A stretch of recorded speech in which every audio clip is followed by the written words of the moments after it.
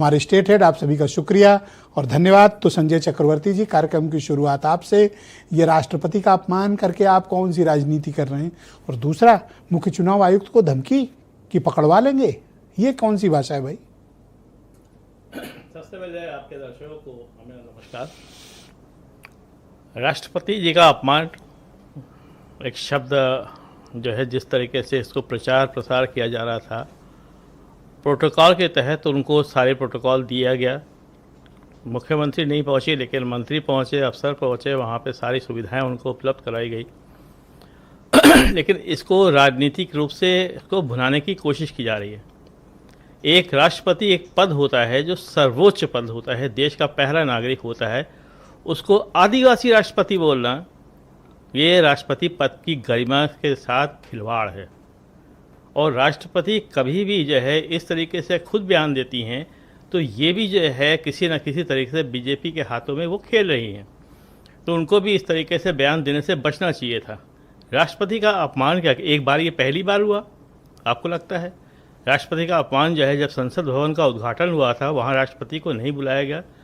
सबसे बड़ी अपमान तो वही है। संसद भवन जहाँ सर्वोपरि राष्ट्रपति होता है, वहाँ पे उसके उद्घाटन के लिए उनको नहीं बुलाया जाता है। राम मंदिर का उद्घाटन हुआ, नहीं बुलाया गया। राम कोविंद को राम मंदिर का जब है शिलान्यास हुआ, नहीं बुलाया गया।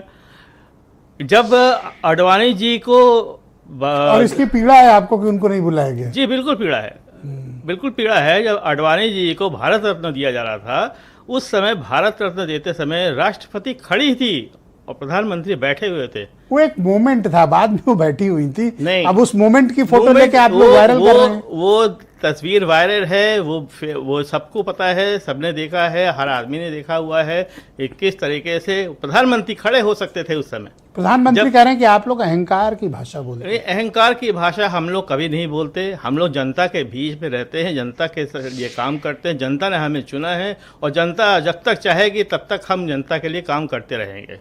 पर हमें इस चीज़ का किसी तरीका का कोई वो नहीं है कि प्रधानमंत्री आ रहे हैं तो हम उनके पिछलग्गू बन करके दौड़े या इनके पिछलग्गू बन के प्रोटोकॉल का हमारे लिए जनता जनार्दन जो है वो भगवान है। चक्रवर्ती जी जी, प्रोटोकॉल का तो पालन करोगे?